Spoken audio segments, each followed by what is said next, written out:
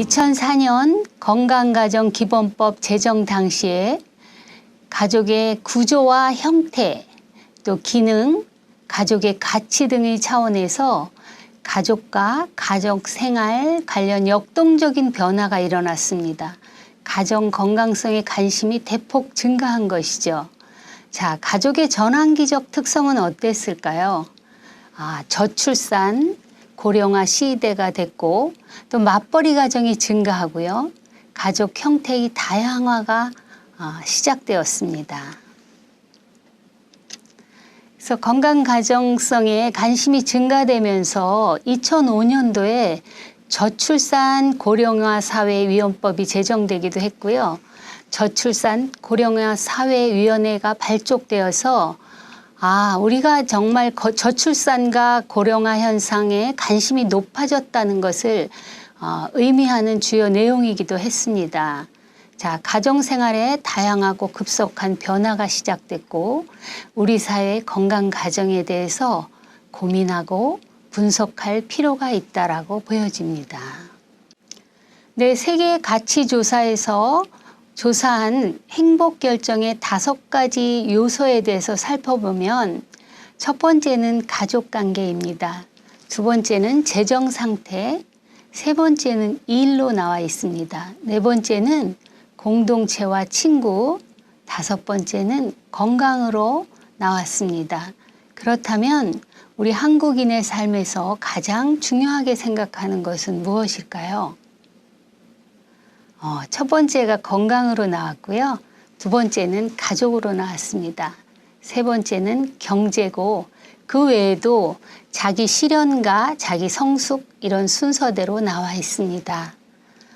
자, 그렇다면 한국 가족의 전환기적 특성에서 몇 가지가 있는데 첫 번째 돌봄의 공백 이 부분에 대해서 우리 함께 보겠습니다. 맞벌이 가정의 증가로 인해서 가족 수가 계속 감소되고 그러므로 인해서 가족에서 약자를 돌볼 수 있는 인적 자원이 점점 부족해지고 있다는 것입니다. 그래서 개별 가정에 공동화 현상이 생기고요. 또 개별 가정의 돌봄 기능이 굉장히 취약화되는 그런 현상이 나타나기 시작했습니다. 그래서 가정 문제 예방 차원에서 가정 돌봄이 이제는 사회적 지원이 필요하다라고 모든 이슈가 생기기 시작했습니다. 그래서 이를 제도화할 수 있는 정책이나 법, 제정들이 필요했습니다. 그래서 건강가정기본법에 자녀 양육 지원, 가정봉사원, 가족 부양 등의 사업이 명시되기도 했습니다. 자, 두 번째는 가족 형태의 다양화입니다. 가족의 내부적인 변화가 일어나기 시작했고요.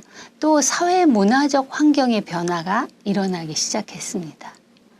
그래서 가치인식의 변화 등 가족 형태가 다양화되기 시작했다는 것입니다. 맞벌이 가정이나 또 다문화 가정, 또 조손 가정, 또한 한부모 가정, 또 1인 가구 등이 등장하기 시작했죠. 그래서 다양한 가정의 건강성의 증진 제도적 기반이 반드시 필요하다라고 보여지기 시작한 것입니다. 자, 건강가정기본법에 다양한 가족의 욕구 충족을 통한 건강가정 구현이 필요하다라고 보여지는 것이죠. 그래서 모부자 가정이나 또 노인 단독 가정, 장애인 가정, 미혼모 가정, 또 공동생활 가정, 자활공동체 가정 등과 같은 그런 가정들에게 지원이 필요하다고 본 것입니다.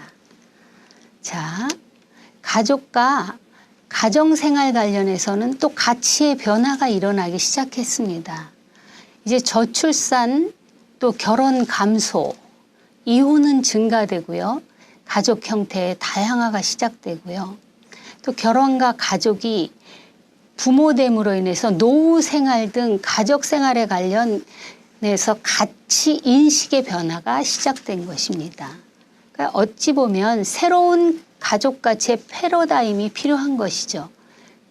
그래서 그것을 건강가정기본법에 반영한 것입니다. 양성이 평등하고 민주적인 가족관계가 돼야 되고 또 가족 친화적인 사회 문화적 그 분위기가 조성되어야 된다고 본 것입니다. 그래서 가정 문제의 예방은 물론 가정의 역량과 잠재력 개발이 필요하다라고 본 것입니다. 자, 그렇다면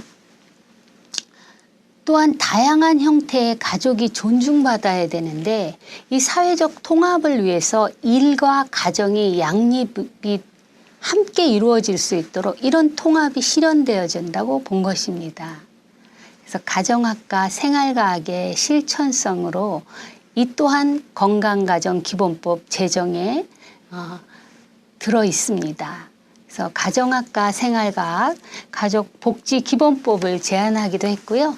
가정의 건강성 증진을 위한 정책 제안이 필요해서 통합적 가정정책이 계속해서 요구되고 있는 것입니다.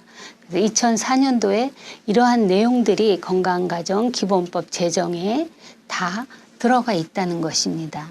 그래서 이것은 가정 문제 해결뿐 아니라 이제는 예방을 위한 근거가 확보되어야 된다라고 보는 것입니다.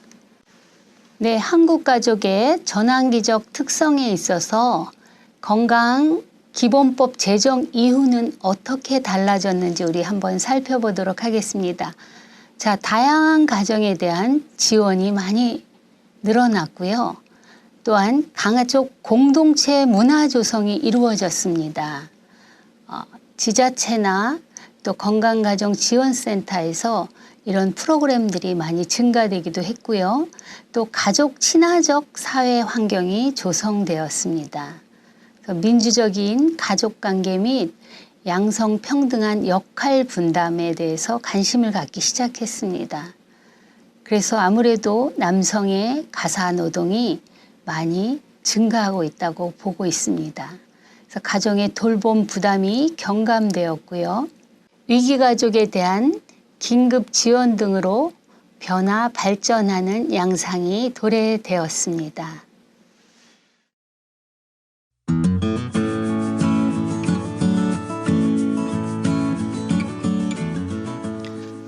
트렌드 하면 과거, 현재, 미래의 연속선상 어떤 주제나 현상이나 이슈를 말합니다.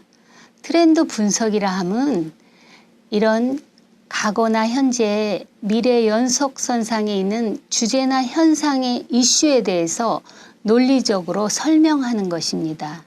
그래서 가족과 가정생활 관련 과거로부터 현재 그리고 미래에 이르기까지 변화와 방향성에 대해서 분석해 보는 것입니다. 그것을 통해서 미래가 예측되기도 하고요. 또 다양한 대응 방안을 모색하는 데 유용하게 사용되어지기도 합니다.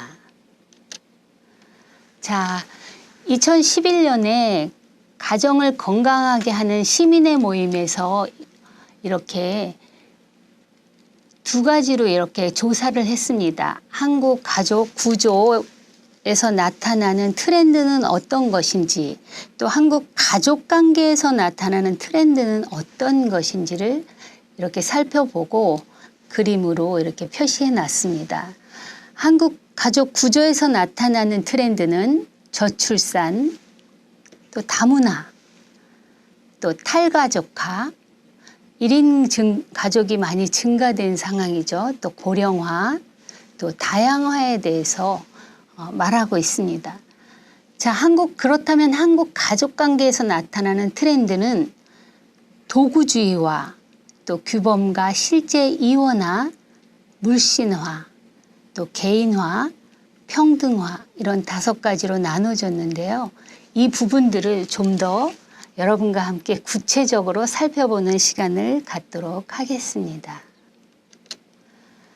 자, 구조적 측면에서 저출산 비율을 우리 2016년도에는 여기 1.172%라고 하는데 2005년도에 1.076에 비해서 그 이후에 굉장히 낮은 수준을 보이고 있죠. 2000년도 진입 이후에 세계에서 홍콩, 마카오를 빼고는요, 가장 낮은 수준이라고 조사되어 있습니다. 그래서 저출산율이 지금 상당히 사회적인 시급한 문제로 대두되고 있기도 합니다. 자, 또한 결혼 이민자 여성이 증가해서 다문화 가족에 대해서 고민하게 됐고요. 이 다문화 가족은 따로 다른 시간에 좀 구체적으로 살펴볼 기회가 있기 때문에 오늘은 그냥 넘어가도록 하겠습니다. 자, 가족 형태의 다양화입니다.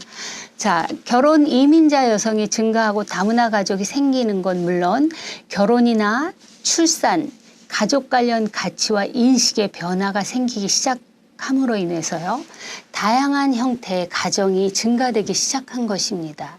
한부모 가정, 자, 조선 가정, 또 맞벌이 가정, 또 기러기 가정, 주말 가정. 이 주말 가정으로 인해서 분고 가족까지도 함께 생겨나기도 합니다. 자, 또 1인 가족, 이런 형태로 드러나는데요. 우리가 이 부분도 좀 더 구체적으로 여러분과 함께 살펴보도록 하겠습니다. 자, 1인 가구 탈가족화에 대해서 우리 1인 가구에 대해서 말씀하시는데요. 2018년도에 우리나라 가구 형태 중 1인 가구가 1순위라고 합니다. 1순위.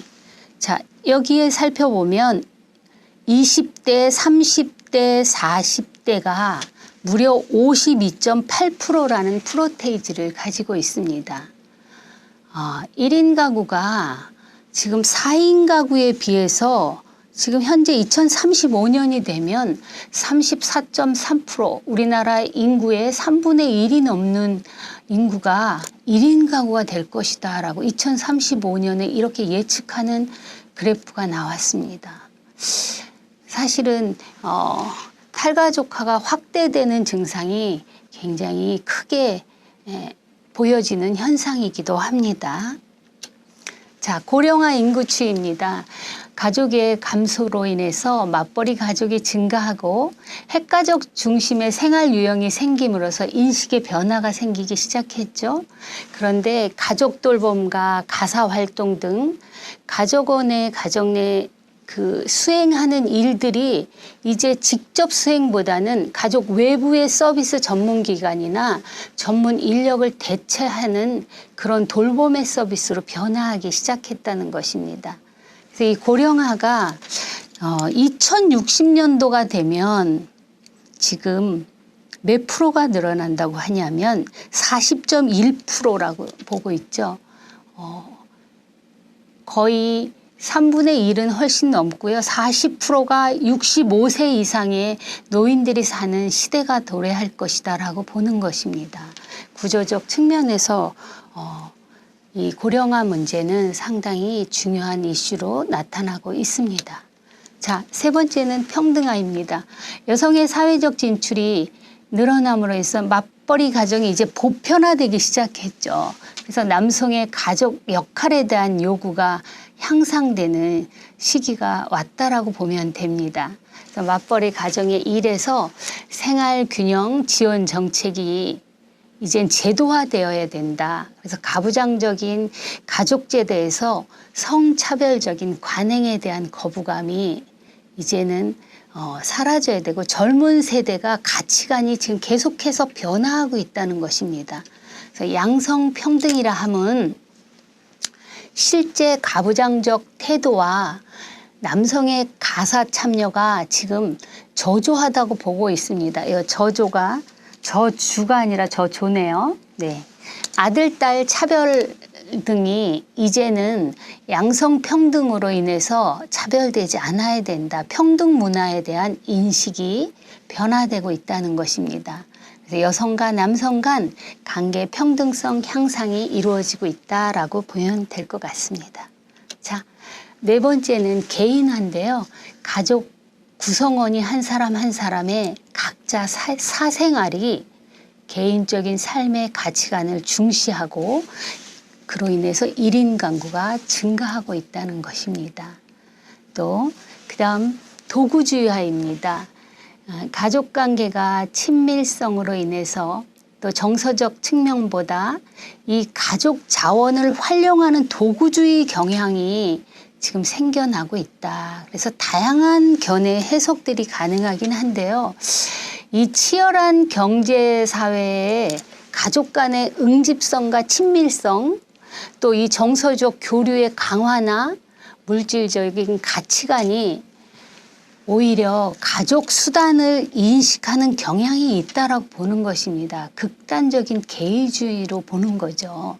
그래서 이 부분을 우리가 관계적 측면에서 가족이 도구주의화 되고 있구나라고 새롭게 인식하는 그런 시간이 될 것입니다. 자, 그리고 규범과 실제 이원화입니다. 가치와 인식이 실제 태도와 행동과 불일치한다는 겁니다. 결국 이분법적인 구분이 되고 있다라고 보고 있습니다. 그 다음에는 물신화입니다. 물질주의적인 가치관 확산에 있어서 가족 내 경쟁과 이기심이 높아지면서 과도한 소비주의 경향이 물신주의 가치관을 계속 확대시켜 나간다는 것입니다. 그래서 이 구조와 관계의 트렌드에 있어서 가정의 기능의 변화는 경제적, 또 자녀 양육적인 부분, 또 사회적 부분, 정서적 안정 부분, 사회 보장 등 여러 가지의 변화를 초래하고 있는 것입니다. 그래서 가족 가치 변화의 가족 관계에서 구조 변화는 계속해서 일어나고 있는 것입니다. 자, 그렇다면 앞에서도 아까 설명을 잠깐 했는데 물신화에 대해서 가족 기능의 변화, 또 가족 가치에 영향 미침, 관계와 구조가 변화가 야기되고 또 이런 구조와 관계가 기능과 함께 가치는 서로 영향을 주고받는다는 것입니다. 그래서 가족과 가족 생활에 역동적인 변화가 계속해서 일어나고 있다는 것입니다. 그래서 우리가 관계적 측면과 구조적 측면에 대해서 자세히 좀 살펴봤습니다.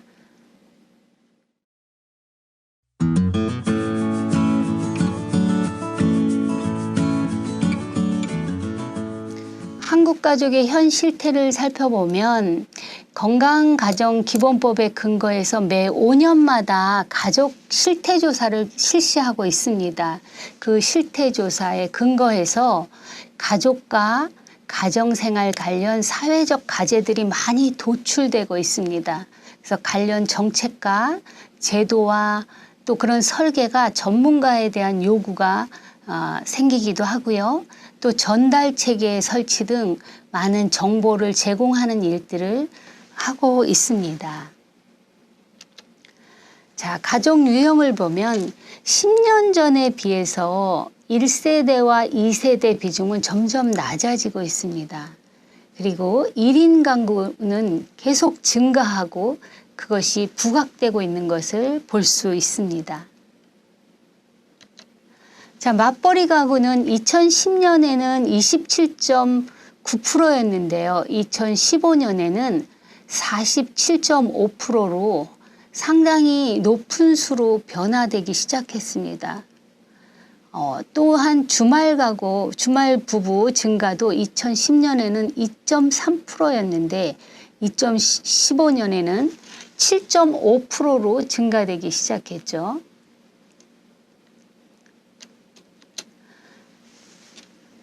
가족 가치 또한 동거나 국제 결혼, 입양 등 수용 정도를 향상하는 이제 수준이 많이 높아지고요. 연령대는 세대에 따라 가치관의 변화가 계속 보여지고 있습니다. 자, 그 가족 가치의 여러 가지 것 중에 이제 하나하나 좀 자세히 살펴보는 시간을 갖겠는데요. 그 첫 번째가 성역할 태도입니다. 남녀의 동등한 가족 내 역할에 대한 동의 수준이 많이 향상되어지고 있다는 것입니다. 그래서 부모 부양 또한 남녀 동등한 책임의식의 동의 수준이 향상됨으로 인해서 이제 부모 부양을 아들이 해야 된다, 딸이 해야 된다. 예전에는 장남이 해야 된다 그러고 장남에게는 유산을 좀 많이 주기도 하고 했는데요. 지금은 아들과 딸의 구별이 희미해지고 있습니다. 책임 구분은 희미해지고요. 또한 자녀가 모두 책임지는 것으로 의식이 변화되고 있다는 것입니다. 그래서 요즘에 딸이라도 재산 분배를 똑같이 해준다고 하죠. 그런데 자, 여러분 결혼 적정 연령이 2010년과 비교해서 15년도에는 결혼 연령이 낮아지고 있는 것을 볼 수가 있습니다.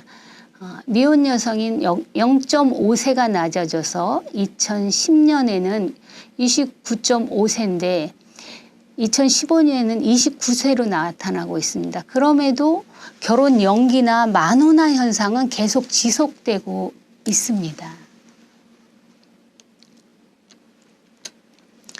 자, 그렇다면 가족 가치에 있어서 청소년이 생각하는 부모와의 관계는 어떤 것인가를 한번 살펴볼까요? 자, 청소년이 생각하는 가족 관계는 부모와 대화 및 친밀감, 신뢰 등 긍정적인 관계 수준을 동일하게 유지하고 있습니다. 특별히 간섭이나 화내는 것은 많이 줄어들었다고 합니다. 부모와의 만족도도 거의 동일하게 나타나고 있는데요. 불만족 비율은 약간 증가했다고 합니다. 자, 부모가 생각하는 청소년 자녀와의 관계는 어떨까요? 자, 자녀에 대해서 이제 자녀에 대한 믿음이 충분한 대화 정도로 더 높아지고 있다라고 합니다. 예전에는 자녀와의 대화 시간이 많이 적었었는데 지금은 그 대화를 많이 하려고 부모들이 노력을 한다는 거죠. 또 자녀와 다투거나 화내고 또 이해하지 못하는 측면은 낮아지고 있다라고 합니다. 의사소통이 됨으로 인해서 그 이해 측면이 조금 충분한 대화가 높아짐으로 인해서 이해하는 측면들이 높아져야 될 거라고 보는데 이것은 또 요즘은 또 낮아진다라는 건 굉장히 상이한 조사로 보이죠. 자, 그렇다면 노후를 위해서 자녀가 필요한가 이렇게 물었을 때 동의 비율은 아주 낮아졌습니다. 노후를 위해서 자녀가 필요한 것은 아니라는 것입니다. 자녀가 이 성장하는 것을 부모는 지켜봄으로써 그 지켜보는 자체만으로 기쁜 일이다라는 동의 비율을 지속적으로 갖고 있습니다. 자녀의 가치는 그러니까 정서적 기능이나 자녀 인식이 지속적으로 의미하는 것은 이 정서적으로 또 기쁨으로 또 성장을 지켜보는 것으로 만족한다는 부모의 가치, 자녀를 바라보는 가치가 그만큼 변화했다는 것을 알 수가 있습니다. 자녀에게 노후 부양을 기대할 수는 없다고 나오고 있습니다. 그래서 가치를 가지는 존재로서 의미 변화가 되고 있음을 시사하고 있는 중요한 일이라고 합니다. 자, 그렇다면 성인 자녀와의 부모 관계는 어떨까요? 정서적 교류가 많이 높아지고 있다고 합니다. 자녀에게 제공하는 경제적 도움과 가사 등 집안일을 도와주고 하는 일들에 대해서 이제는 정서적 교류를 잘하고 있다고 보고 있는 것입니다. 그런데 여기서 가족 돌봄은 미약하게 증가하나 다른 영역의 교류는 감소하고 있다는 것입니다. 이제 자녀들이 가족 돌봄에 대해서는 조금 관심을 갖는데 다른 영역으로 교류하는 것에 대해선 원하지 않는 부분이 많다라고 보면 될 것 같습니다. 자, 부부관계는 부부간 대화 시간을 30분 미만은 이렇게 증가했다고 봅니다. 근데 30분 이상은 감소했다. 대화는 하긴 하되 그 시간은 줄어들고 있다라는 겁니다. 그래서 부부가 대화를 많이 해서 그 만족 비율이 높아져야 되는데 오히려 부부관계의 만족 비율은 낮아지고 있고 불만족 비율이 높아지고 있다. 이게 이런 현상으로 나타나고 있습니다. 특별히 여성의 만족 비율이 지속적으로 낮아지고 있다라고 보여지고 있습니다. 자, 전반적으로 이것은 어찌 보면 일과 가정, 양립의 어려움 때문에 생기는 일이 아닐까라는 생각이 들고요. 그러나 가사노동에 대한 부분에 대해서는 여성들이 많이 감소한 현상으로 그런 경향으로 나타났다고 보고 있습니다. 그래서 일과 가정, 직장일로 인한 어려움은 동일하다라고는 보고 있습니다. 그러나 가정일이 예전보다는 조금 줄어들었다라고 본다는 것은 남성들이 이제는 여성들의 가사 일을 많이 도와주고 있다는 그런 또 측면을 설명하기도 하는 것이겠죠. 자, 9번째 보겠습니다. 우리 가사 노동 바로 앞에서도 살펴보았는데요. 남성의 경우에 대부분 가사 항목 수행률이 많이 증가했다는 것입니다. 주로 재활용 버려주기 뭐 이런 일들을 많이 한다고 하는데요. 모든 항목이 그러나 여성이 남성보다는 월등히 높은 수행률을 보이는 경향이 있다. 이거는 불변한다라고 보여지는 것이죠. 그래서 아직도 여성들 입장에서는 남성들의 가사 노동의 도움이 절실하게 필요하다라고 보는 것입니다. 자, 우리 마지막으로 생애 설계 및 노후 준비 나와 있는데요. 우리는 이 노후 준비를 어떻게 하나, 지금 사람들이 기쁘게 젊음을 즐기지 못하는 것은 노후를 걱정하기 때문이다라고 말씀하시는 분들도 있는데 지금 조사 결과로는 국민연금의 비율이 굉장히 상승한 폭으로 나타나고 있습니다. 예전에는 국민연금을 들지 않는 분들도 있었는데 지금은 국민연금을 예전에 못 불입했던 것까지도 한꺼번에 납입하는 분들이 많이 늘고 있다라고 합니다. 그리고 예금과 적금 및 퇴직금은 하락하고요. 오히려 부동산 운영을 부분은 상승하고 있습니다. 요즘엔 주택 부금해서 노후에 자기 집을 은행에 담보로 하면서 또 그것을 가지고 또 노후 준비를 하시는 분도 있습니다. 주택 청약과는 좀 다른 것이죠.